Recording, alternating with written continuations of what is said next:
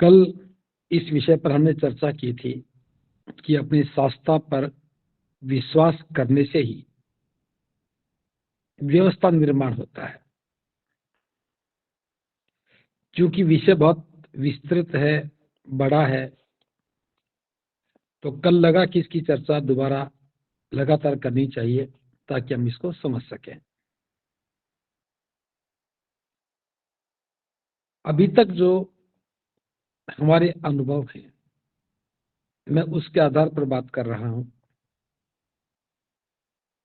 हम लोगों ने व्यवस्था निर्माण के बारे में सोचना ही शुरू नहीं किया। हम ये सोचते रहे कि बौद्ध बन जाना ही काफी है।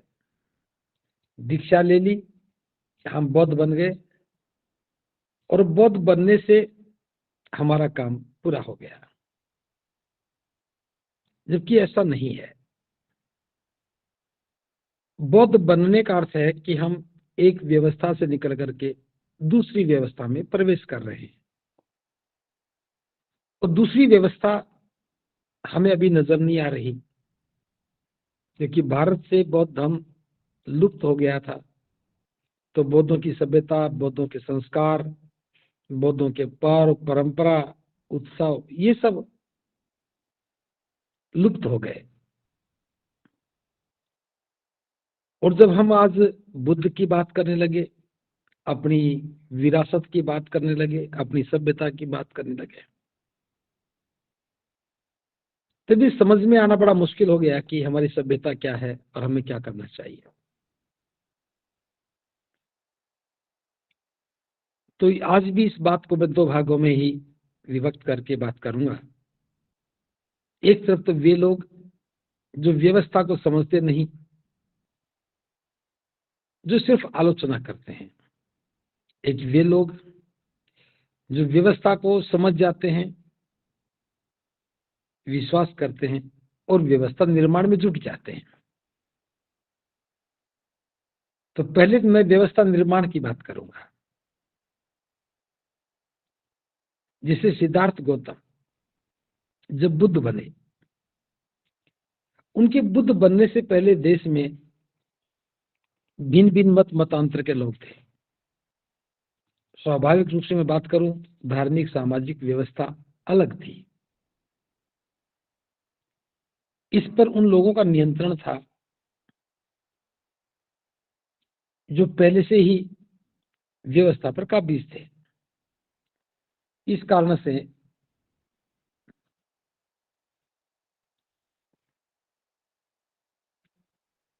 बुद्ध के सामने चुनौती थी कि हमें अपनी व्यवस्था स्थापित करनी चाहिए ताकि हम लोग अपनी व्यवस्था को समझ सकें। जैसे उदाहरण के लिए, बुद्ध से पहले जो व्यवस्था थी गुरु शिष्य की परंपरा में, जो ब्राह्मणी धर्म था, उसी के गुरु थे, उसी के शिष्य थे। जैसे कोई अग्निहोत्र था तो कोई और तरह के कर्मकांड करता था, उनकी अपनी एक व्यवस्था थी। लेकिन जब सिद्धार्थ बुद्ध बने, बुद्ध बनने के बाद उन्हें अपनी व्यवस्था खड़ी करनी थी, क्योंकि दूसरों की परंपरा स्थापित थी। बुद्ध को अपनी व्यवस्था खड़ी करनी थी। अब उसी समय सुदत्त का बुद्ध से मिलना हुआ। वो उस पूरे प्रसंग पर नहीं जा रहा हूं, वो कैसे मुलाकात हुई। जब सुदत्त व्यापार के सिलसिले में अपने वहां राजगृह पहुंचा, अपने बहनोई के घर गया, तो वहां जाकर देखता कि बहुत बड़ी तैयारी चल रही है। उसने सोचा कि हो सकता है किसी का विवाह हो, या हो सकता है कि यहाँ राजा के आने का कार्यक्रम हो। अगर विवाह होता तो मुझे जरूर पता लगता, लेकिन विवाह तो नहीं हो सकता। घर जाने के बाद पता लगा कि यहाँ तो महाकारुणिक बुद्ध का भोजन होना है, और कल बुद्ध विशाल भिक्षु संघ के साथ आने वाले हैं।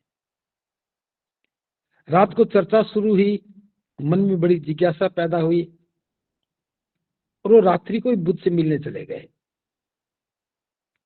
रात्रि का लगभग 2 पहर बीत चुका था, तीसरा पहर शुरू हुआ था।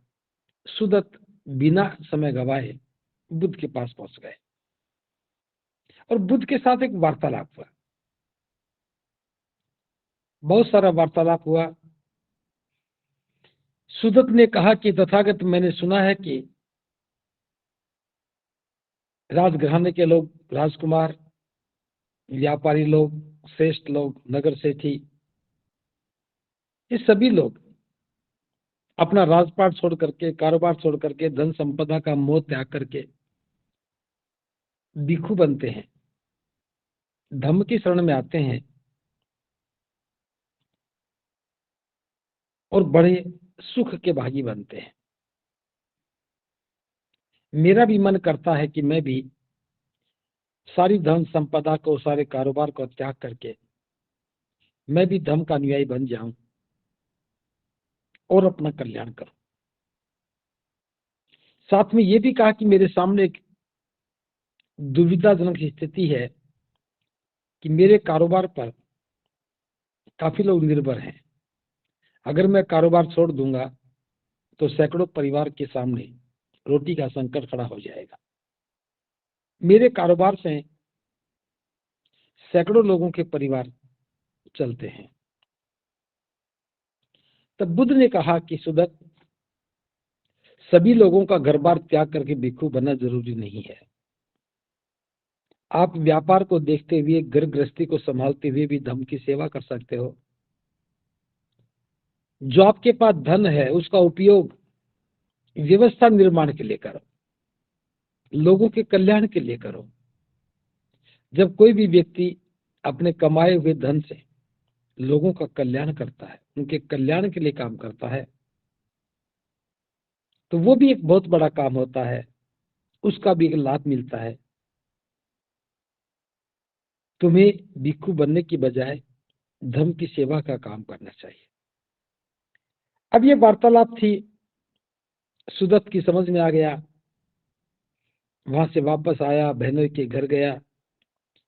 दिन उगते ही तथागत और उनका भिक्षु संघ वहां पहुंचा, भोजन लिया, देशना हुई और सुदत्त ने तथागत से निवेदन किया कि तथागत, मैं सावथी का रहने वाला हूं, आप सावथी भी आइए और मेरा भोजन दान स्वीकार कीजिए।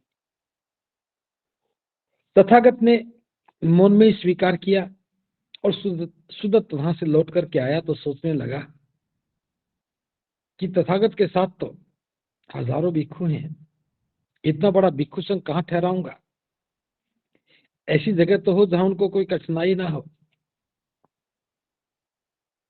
सोचते सोचते जब वो सावथी के निकट पहुंचा, अभी सावथी से थोड़ी ही दूर बची थी कि बहुत सुंदर एक विशाल आम का बाग नजर आया। उज्जैत कुमार का आम्रवन था। सुदत्त को लगा कि इससे बेहतर और क्या हो सकता है, मैं तथागत को यही दान करूं।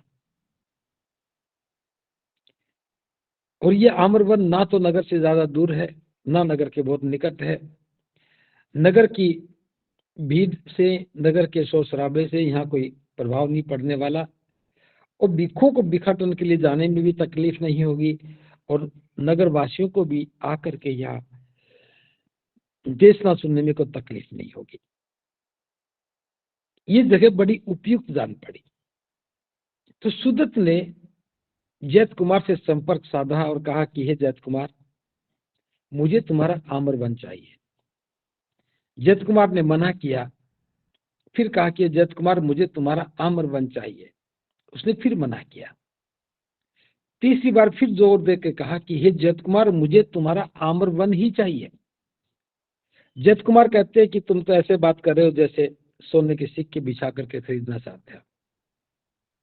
सुदत्त ने कहा कि अगर तुम्हारी कीमत यही है तो मैं देने के लिए तैयार हूं। अब ये बाग मेरा हुआ। जैत कुमार ने कहा कि मैंने कीमत नहीं मांगी।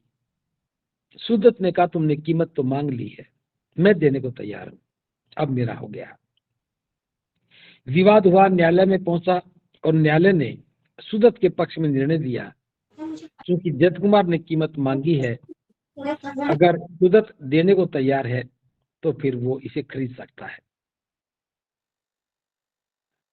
बस आदेश मिलते ही सुदत्त ने बैलगाड़ियों में भर भर के मिट्टी के घड़ों में सोने की मोहरें थी, सिक्के थे, और ला करके बिछाना शुरू किया। जयत कुमार को कहा, हे जयत कुमार, तो ये सिक्के समेटने में लग, अब ये मेरा हो गया। आधे से ज्यादा जमीन पर सिक्के बिछा चुके थे। कुमार की समझ में नहीं आ रहा था कि ये क्या हो गया। कहने लगा कि सुदत्त, ये तो बता कि तू ये सब कर क्यों रहा है? मेरी जमीन की इतनी कीमत नहीं जितना तू दे चुका है। सुदत्त कहता है, जयत कुमार, तुम सिर्फ सोने के सिक्के समेटो, तुम्हें नहीं पता कि मैं क्या कर रहा हूं। यहाँ महाकारुणिक बुद्ध आएंगे, उनका विशाल भिक्षु संघ आएगा, यहाँ निवास करेंगे, यहाँ देशनाएं देंगे, ध्यान साधना करेंगे, लोगों का कल्याण होगा। ये बात सुनी तो सुदत्त ने कहा कि जयत कुमार ने कहा कि सुदत्त, बस जितना हो गया उतना ठीक है, थोड़ा सा हिस्सा मेरे पास रह जाने दो, ताकि तथागत आए तो मैं भी उनके दर्शन कर सकूं।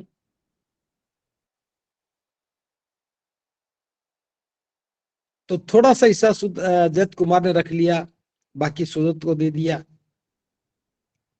और इस प्रकार से सुदत्त ने वो आम्र वन खरीद करके बुद्ध को उपहार में दे दिया। 7 मंजिल का निवास बनाया, उसके साथ 1000 लोग रुक सके, हजारों लोग रुक सके, ऐसी उनकी व्यवस्थाएं की। आज भी अवशेष बता रहे हैं कि कितना भव्य निर्माण किया होगा। उसी के समानांतर पूर्वाराम बुद्ध विहार सुजाता ने बनवाया, विशाखा ने बनवाया। उतनी ही कीमत चुका करके विशाखा ने बनवाया। विशाखा का बुद्ध पर अटूट विश्वास था, सुदत्त का बुद्ध पर अटूट विश्वास था। जीवन पर्यंत वो दान देते रहे, और दान देते देते सावस्थी में कितनी बड़ी व्यवस्था खड़ी हो गई।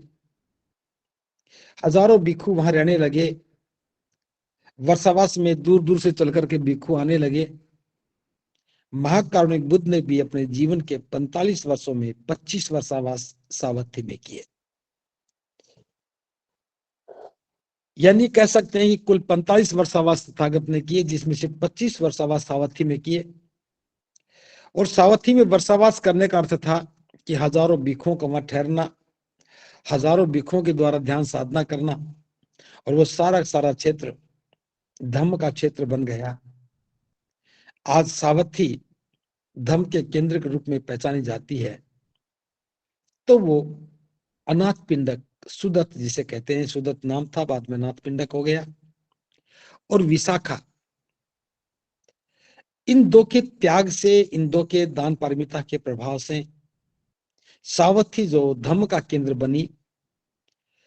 वैसे भी सावथी व्यापारिक दृष्टि से बहुत बड़ा वैभवशाली नगर था, लेकिन बुद्ध की उपस्थिति और भिक्षुओं का वहां रहना सावथी को धम्म के क्षेत्र में एक नया कीर्तिमान स्थापित करने का अवसर मिला। जब हम दान पारमिता की बात करते हैं, दान के प्रभाव से निर्माण की बात करते हैं, तो अनाथ पिंडक और सुजाता विशाखा, ये दोनों हमारे लिए आदर्श बनकर के नजर आते हैं। और सुदत्त का तो यहां तक पता चलता है कि दान पारमिता उनके मन में इस प्रकार से बस गई, जो बुद्ध के वाक्य थे कि जो तुम्हारा धन है, इस धन से अनंत लोगों का कल्याण करो। बस उनको धुन सी हो गई कि मेरे पास जो धन है, मैं इससे अनंत लोगों का कल्याण करूं। क्योंकि वचन अपने शास्त्रा के थे, बुद्ध के थे। लोगों का कल्याण करने लगा तो सुदत्त से वो अनाथ पिंडक कहलाया। अनाथ लोगों को की पीड़ा को हरने वाला, अनाथ लोगों को भोजन देने वाला, तो उसका नाम ही अनाथ पिंडक हो गया। और वो दान पारमिता में यहां तक पहुंच गया कि दान करते करते उसके पास घर में ऐसा कुछ बचा ही नहीं जो दान किया जा सके। जीवन का अंतिम दौर चल रहा था, सुदत्त बीमार था, उठने चलने की हिम्मत भी नहीं थी। फिर भी मन में थी कि मैं न जाने कब दुनिया से विदा हो जाऊंगा। जाते जाते मैं कुछ और दान भी कर देता तो मेरा मन प्रसन्नचित हो जाता।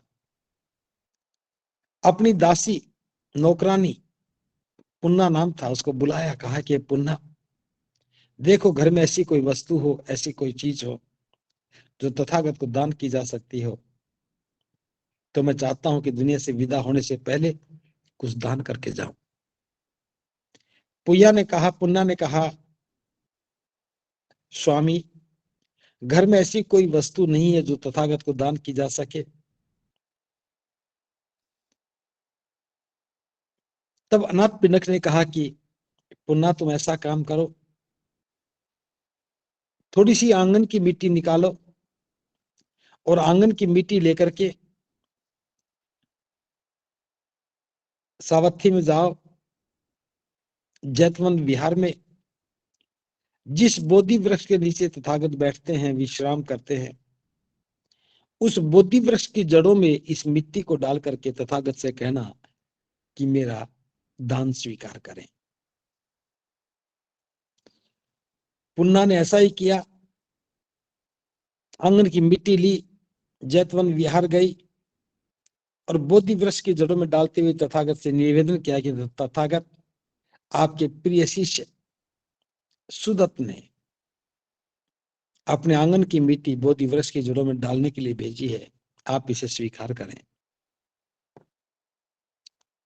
आप देखिए, ये सुदत्त का तथागत के प्रति विश्वास था, अटूट विश्वास।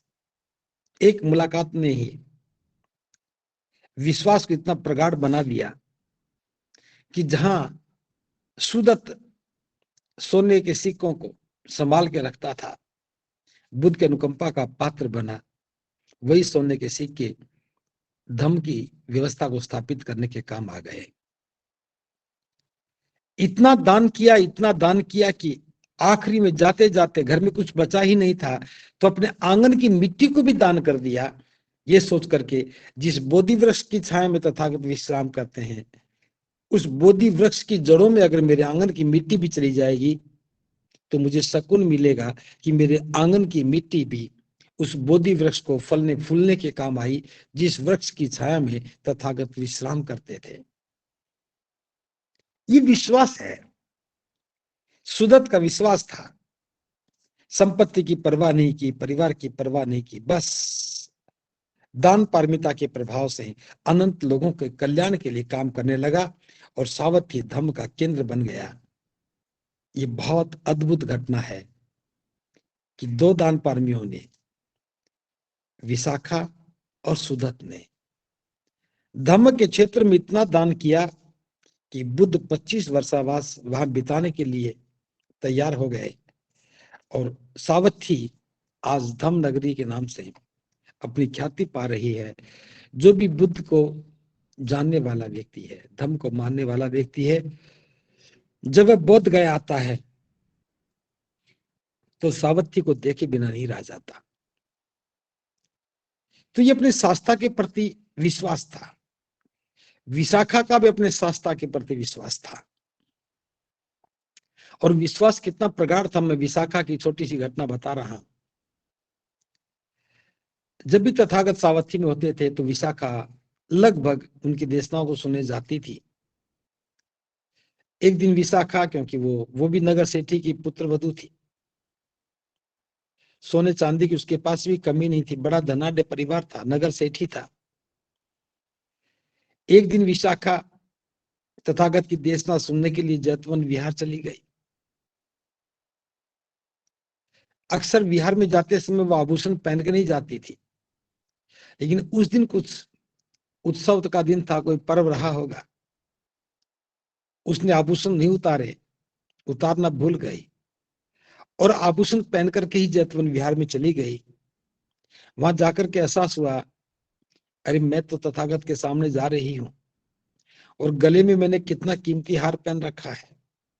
तथागत के सामने जाकर के इस प्रकार का प्रदर्शन करना तो उचित नहीं होगा। उसने उस हार को निकाला और एक थैले में डाला। तथागत के पास जाने से पूर्व तथागत की कुटिया के समीप सीढ़ियों में उस थैले को रख दिया और तथागत की देशना सुनने चली गई। वापसी में आते समय भूल गई। घर पहुंचने के बाद याद आया कि वो कीमती हार था जो मैं पहन करके गई थी, वो तो वहीं छूट गया। विशाखा ने अपनी दासी को कहा कि जाओ और विहार में जाना। तथागत की कुटिया के साथ जो सीढ़ियां हैं, मैं उस सीढ़ियों पर तो थैला रख के आई हूं, उसमें सोने का हार है, उठा के ले आओ। और साथ में दिशा निर्देश भी दे दिया कि जाकर के आनंद से पूछ लेना। अगर आनंद ने उठा करके रख दिया हो तो लेके मत आना। अगर आनंद ने उठाया नहीं हो और वो वहीं रखा हो तो तुम ले आना और बता के ले आना कि वो मैं वहां छोड़ आई हूं, इसलिए मैं लेने जा रही हूं।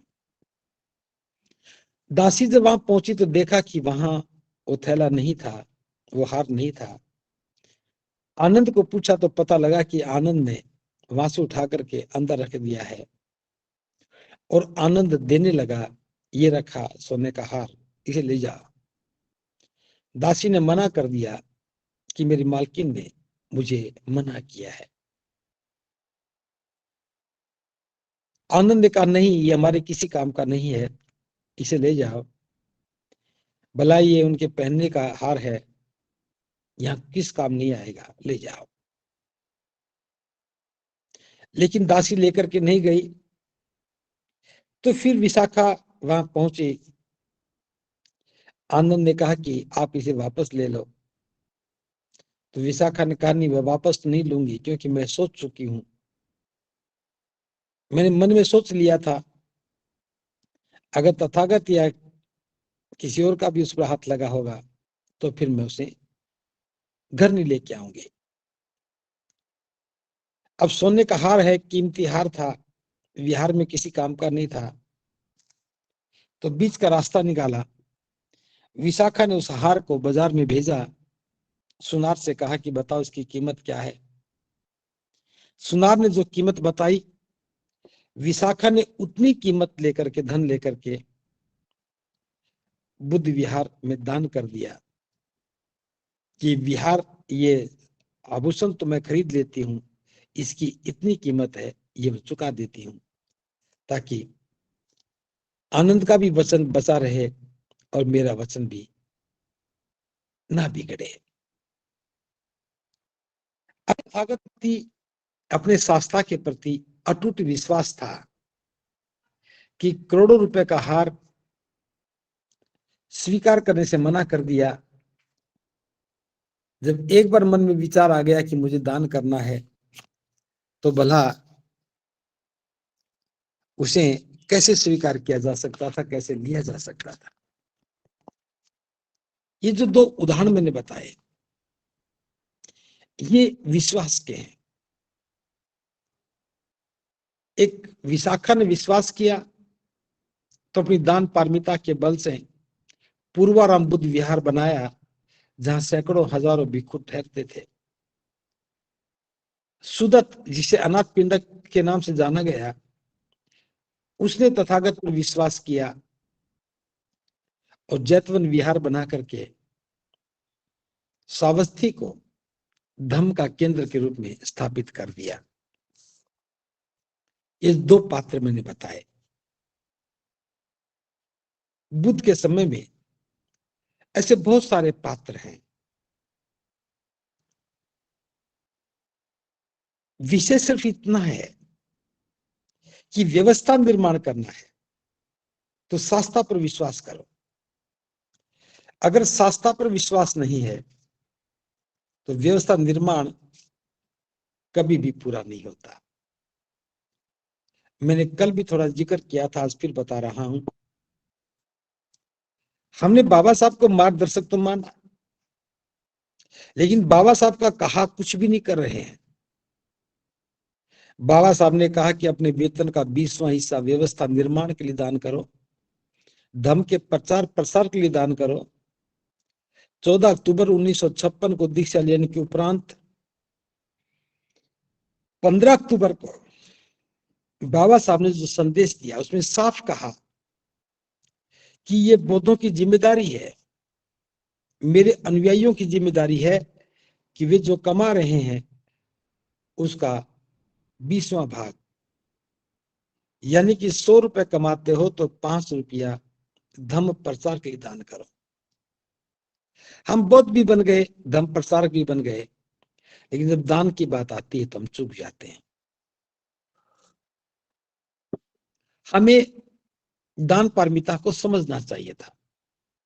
अगर वास्तव में हम बाबा साहब के अनुयायी होते, बाबा साहब हमारे मार्गदर्शक हैं, इस पर हमें भरोसा होता, तो आज देश में हजारों हजारों बुद्ध विहार खड़े हो गए होते। प्रत्येक व्यक्ति जो बाबा साहब की अनुकंपा को अनुभव करता है, जिसके जीवन का कल्याण हुआ है, चाहे वह नौकरी करने वाला है, चाहे कारोबार करने वाला है, चाहे मेहनत मजदूरी करके खाने वाला है, प्रत्येक व्यक्ति को एहसास होता और वो दान पारमिता शुरू करता, तो आज पुनः 68 वर्षों में हम भारत को बौद्ध में होता देख सकते थे। लेकिन विश्वास नहीं रहा, इसलिए हमने नहीं दिया। हमारी स्थिति ऐसी है, दोष हमारा है और ढूंढ रहे महापुरुषों में। बुद्ध के समय की महत्वपूर्ण घटना है जो आज के बाबा साहब के अनुयायियों पर लागू होती है। और भी बहुत से लोग हैं जो आलोचनात्मक दृष्टिकोण के साथ धम्म में प्रवेश करते हैं। एक दिन की घटना थी, महाकारुणिक बुद्ध सुबह सुबह चीवर पहन करके भिक्षाटन के लिए निकले। अनुपीय नगर की घटना है, तो तथागत ने देखा कि अभी बहुत जल्दी होगा भिक्षाटन करने जाना, क्यों ना यहाँ जो अनुपीय नगर में भागव नाम का जो परिव्राजक रहता है, बहुत समझदार है, सूझवान है, मैं उसके पास थोड़ी देर बैठूं, वार्तालाप करूं, उसके बाद भिक्षाटन के लिए निकलूंगा। ये सोच करके तथागत उस भगव परिव्राजक के पास बैठ गए। थोड़ी देर कुशल क्षेम पूछने के बाद उस भगव परिव्राजक ने कहा कि तथागत, मेरे पास सुनकत नाम का लिच्छवी आया था और वो कह रहा था कि उसने तथागत का जो शिष्य बना था, अब वह उसका उनका शिष्य नहीं है, उसने शिष्य तो त्याग दिया है। ये तथागत, क्या ये सच्ची बात है? तब तथागत जो जवाब देते हैं, तथागत कहते हैं, भागव, एक दिन मेरे पास सुनखत आया और उसने कहा कि तथागत, अब मैं आपका शिष्य नहीं रहूंगा। तो मैंने उससे पूछा कि यह सुनखत, क्या मैंने तुझे कभी कहा कि सुनखत तू आ, मेरा शिष्य बन जा? उसने कहा, नहीं, आपने कभी नहीं कहा। तो ये सुनखत, क्या तूने कभी मुझे कहा कि तथागत, मैं आपका शिष्य बनना चाहता हूं, आप मेरे आचार्य हो?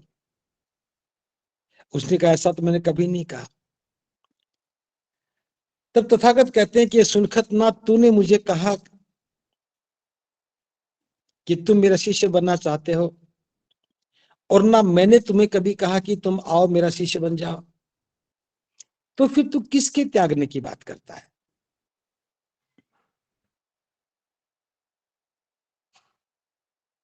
तू किसके त्यागने की बात करता है? सुनखत कुछ नहीं बोला। कि सुनखत कहता है, तथागत, मैं आपके पास आया तो था, लेकिन आपने मुझे मनुष्यों की शक्ति से परे कोई प्रतिहार्य यानी कि चमत्कार नहीं दिखाए। इसलिए मैंने ऐसा कहा कि अब मैं आपका शिष्य नहीं रहूंगा। तब बुद्ध कहते हैं कि हे सुनखत, क्या मैंने तुझे कभी कहा था कि सुनखत तू मेरे पास आ, मेरा शिष्य बन, और मैं तुझे सामान्य मनुष्यों से परे प्रतिहार्य यानी कि चमत्कार दिखाऊंगा। उसने कहा कि नहीं, आपने ऐसा कभी नहीं कहा। तो सुनखत, क्या तूने कभी मुझसे कहा था कि ये तथागत, यदि आप मुझे सामान्य मनुष्यों से परे चमत्कार दिखाओ तो मैं आपको अपना आचार्य स्वीकार करूं? उसने कहा मैंने ऐसा कभी नहीं कहा। तो तथागत कहते हैं कि सुनखत, तो तू ही बता किसको त्यागने की बात करता है। ना मैंने तुझे कहा कि मैं तुझे चमत्कार दिखाऊंगा, और ना ही तूने मुझे कहा कि मुझे चमत्कार दिखाओ तो मैं शिष्य तो स्वीकार करूं। तो फिर तू किसको त्यागने की बात करता है? बुद्ध कहते हैं मैं जिस उद्देश्य को लेकर के धर्म की देशना करता हूं, वह मनुष्य के दुखों का समूल नाश करने वाली है। और जो व्यक्ति धर्म का आचरण करता है उसके सारे दुखों का नाश हो जाता है। तो मेरी शिक्षा जो है व्यक्ति को धर्म के आचरण की ओर लेके जाती है। तो सुनखत कहता है तथागत, आपने कभी मुझे पृथ्वी के मूल का, सृष्टि के आरंभ का भेद नहीं बताया। तो फिर बुद्ध ये कहते हैं कि सुनखत, क्या मैंने कभी तुझे कहा था कि सुनखत तू मेरे पास आ, मेरा शिष्य बन, और मैं तुझे पृथ्वी के आरंभ के भेद को बताता हूं? या फिर तूने कभी मुझे कहा था कि यदि तथागत मुझे पृथ्वी के आरंभ के भेद को बताएं तो मैं शिष्य तो स्वीकार कर लूंगा? सुनखत ने फिर मना किया कि ना तो तथागत ने कभी कहा और ना मैंने कभी तथागत से कहा। तब बुद्ध कहते हैं सुनखत, तो तू किसे त्यागने की बात करता है? मैं जो शिक्षा दे रहा हूं, मैं जो लोगों को मार्ग बता रहा हूं, इन शिक्षाओं को आचरण में उतारने से दुख दूर होते हैं, आचरण श्रेष्ठ बनता है, जीवन सुखी हो जाता है। मैं तो लोगों को ये रास्ता बता रहा हूं, मार्ग बता रहा हूं, धम्म की दीक्षा से, धम्म की देशना से उनका कल्याण कर रहा हूं। फिर तू किसको त्यागने की बात करता है?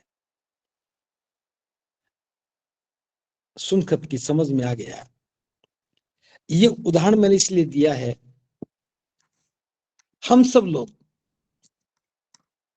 अपनी शास्त्रता पर संदेह करने लगते हैं।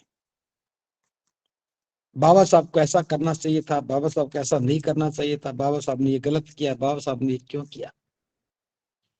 हम काल को जानते नहीं, परिस्थिति को जानते नहीं, बात के महत्व को समझते नहीं, बस अपनी ओपिनियन देने लगते हैं।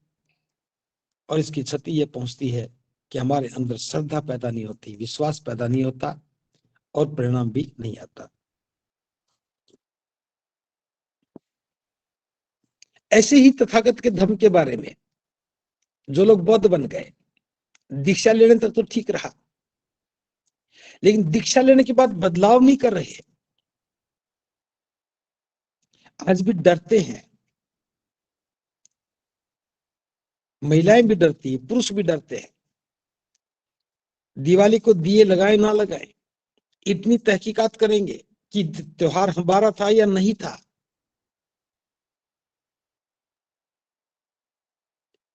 हमारा था, कहीं से सुराग मिल गया तो प्रफुल्लित हो गए, बस अब तो कल्याण हो गया, कुछ नहीं फर्क पड़ने वाला, जलाओ दीप, बस इतना कर लो, दिए के आगे बुद्ध भी बिठा दो। किसके प्रति विश्वास है ये? धर्म के प्रति नहीं है, पुरानी व्यवस्था के प्रति। कुछ लोग इसी बात पर विद्वता झाड़ रहे हैं कि ये हमारा त्योहार था। विषय ये था कि तथागत की ज्ञान की इतनी बड़ी विरासत से हमारा कल्याण कैसे हो, हम कल्याण के पथ पर आगे कैसे बढ़े। जीवन को श्रेष्ठ कैसे बनाएं, जीवन के मापदंड कैसे स्थापित करें, कैसे निब्बान के द्वार तक पहुंच जाएं, वो कौन सा मार्ग है जिस पर चलने से हमें निब्बान मिल जाए। प्रतिस्पर्धा, चर्चा, चिंतन, मनन, समर्पण, आचरण उतारने की बातें कल्याण के लिए होनी चाहिए थी और सारी ताकत दिया जलाने पर लगा दी। हम सब जानते हैं बुद्ध के धर्म में समानता है, बंधुता है, फिर भी जाति से मोह। और आश्चर्य की बात, जो लोग कभी बौद्ध नहीं बन पाए वो बौद्ध बनने पर उपदेश देने लगे। मैं एक छोटी सी घटना का जिक्र और कर रहा हूं, आप सबके समझने की घटना है। आज इस बात की आवश्यकता क्यों अनुभव हो रही है कि रक्षाबंधन हमारा था या नहीं था, करवा चौथ हमारा है या नहीं है, शिवरात्रि हमारी है या नहीं है, देव उठते हैं या हमारे यहाँ नहीं है।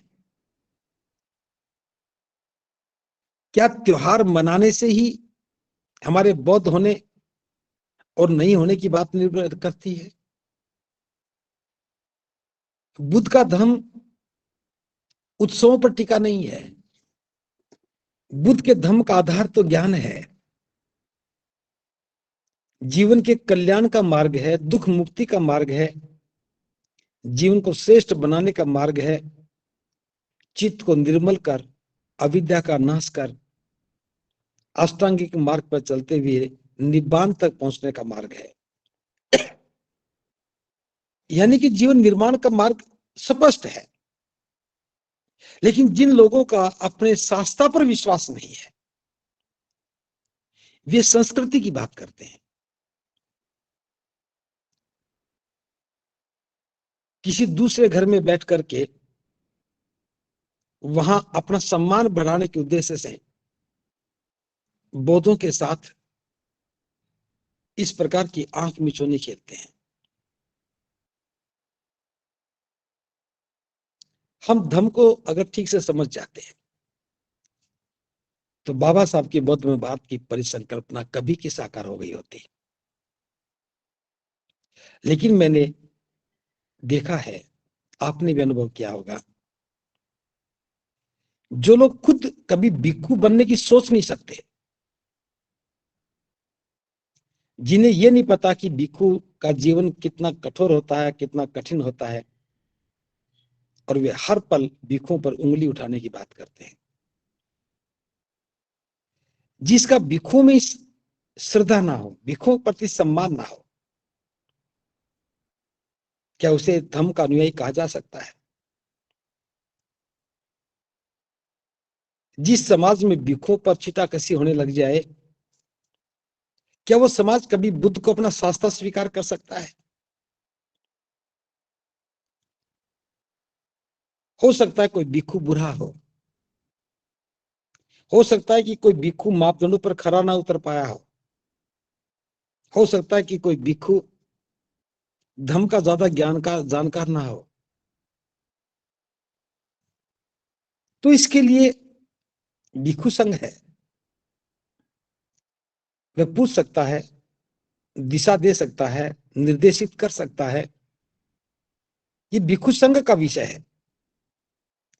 अगर उपासक इस विषय को अपने हाथ में ले लेंगे, भिक्षुओं की कॉपी जांचने लगेंगे, भिक्षुओं से सार्वजनिक मंच पर प्रश्न करने लगेंगे, आरोपित करने लगेंगे,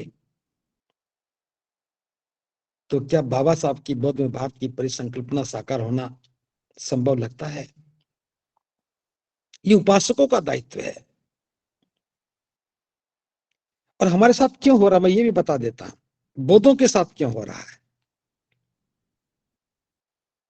बुद्ध ने जब व्यवस्था का काम करना शुरू किया, व्यवस्था निर्माण का काम करना शुरू किया, जो पुरानी व्यवस्था के लोग थे, रूढ़िवादी व्यवस्था के लोग थे, उन्होंने बुद्ध का विरोध किया, पूरे जोर शोर से किया, अपमानित भी किया, लांछित भी किया, बुद्ध पर आरोप भी लगाए, घर उजाड़ने के आरोप लगाए, चरित्रहीनता के आरोप लगाए, क्योंकि बुद्ध सामने खड़े थे। सामने खड़े व्यक्ति से लड़ना आसान होता है, लेकिन बुद्ध बुद्ध थे, पार उतर गए। आज बुद्ध सामने नहीं है, बुद्ध से नहीं लड़ा जा सकता। आज व्यवस्था निर्माण की बागडोर भिक्षुओं के हाथ में है। भिक्षु बुद्ध का सेकंड ऑर्डर है। जिसका तथागत में, शास्त्रा में विश्वास है, वही भिक्षु में विश्वास करता है। भिक्षु में विश्वास है, उसी का तथागत में विश्वास है। ताकि कोई व्यक्ति तथागत में विश्वास करे और भिक्षुओं को अपशब्द बोले। कोई व्यक्ति तथागत में विश्वास करे, भिक्षुओं पर तरह तरह की बातें करे, ये कभी संभव नहीं हो सकता। इसलिए एक सेकंड की ये फोन आ रहा है कुछ।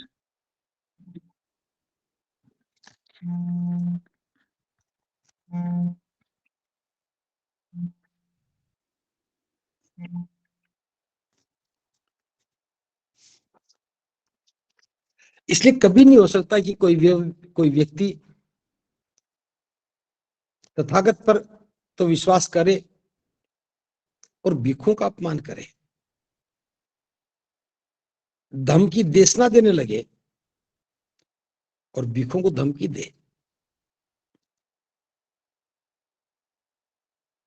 इसलिए धर्म तो वही लोग खड़ा कर सकते हैं जिनका आचरण है, जिनके मन में श्रद्धा है, जिनके मन में विश्वास है। और सारी व्यवस्था बिना श्रद्धा और विश्वास के हो ही नहीं सकती। जिसका बुद्ध पर विश्वास हुआ, उसने बुद्ध को दान दिया। जिस सम्राट या महाराजा बिंबिसार ने वेणुवन का दान किया, आम्रपाली का बुद्ध पर विश्वास हुआ तो आम्रपाली ने अपना आम्र वन दान में कर दिया। भरत कुमार जीवक जो वैद्य था, उसे भी लगा कि उसे भी दान करना चाहिए। बुद्ध के प्रति श्रद्धा थी, अपना आम्रवन दान कर दिया। जिसकी जैसी समझ में आया, अपनी श्रद्धा और सामर्थ्य के अनुसार दान दिया। और देखते ही देखते पूरे देश में धर्म की एक व्यवस्था खड़ी होने लगी। और वो दौर चलते चलते सम्राट अशोक तक आया। दान पारमिता और आगे बढ़ी। सम्राट अशोक ने धर्म को चिरस्थायी बनाने के लिए 84,000 स्तूपों का निर्माण कर दिया। देश में ऐसा दौर भी आया कि धर्म लुप्त हो गया, वो स्तूप ढके गए, कुछ को खंडित कर दिया गया। लेकिन आज फिर उन्हीं स्तूपों के आधार पर, सम्राट अशोक के किए गए कार्यों के आधार पर धर्म की गरिमा एक बार फिर दोबारा से नजर आने लगी है। तो बुद्ध शासन से लेकर के आज तक इस 2500 वर्ष के सफर में हम देखते हैं, जिसने भी तथागत पर विश्वास किया, उसने व्यवस्था निर्माण के लिए काम किया। जिसने तथागत पर विश्वास नहीं किया, उसने धर्म को ध्वस्त और कलंकित करने का काम किया। इसलिए सभी बौद्ध अनुयायियों का दायित्व बनता है कि धर्म विश्वास से चलता है, धर्म श्रद्धा से चलता है। हम उस लायक नहीं हैं कि हम बुद्ध पर संदेह कर सके, बुद्ध की शिक्षाओं पर संदेह कर सके। लेकिन बुद्ध की शिक्षाओं को मटियामेल करने के लिए, अनाप शनाप तथ्यात्मक, बिना तथ्य बातों के, तथ्यात्मक बातों के धर्म का कहकर के प्रसारित करना भी अधर्म का काम है। त्रिपिटक साहित्य में कहीं पर भी दीपोदान का जिक्र नहीं है। त्रिपिटक साहित्य में कहीं पर भी देवों के उठने का जिक्र नहीं है, देवों के सोने का जिक्र नहीं है। श्रीलंका के महावंश नाम के छोटे से ग्रंथ को लेकर के ये बखेड़ा खड़ा किया गया। लेकिन श्रीलंका में तो कोई भी कार्तिक मास की अमावस्या को दीप नहीं जलाता है। तो भारत में जो पैरवी कर रहे हैं उनकी विद्वता किस काम की?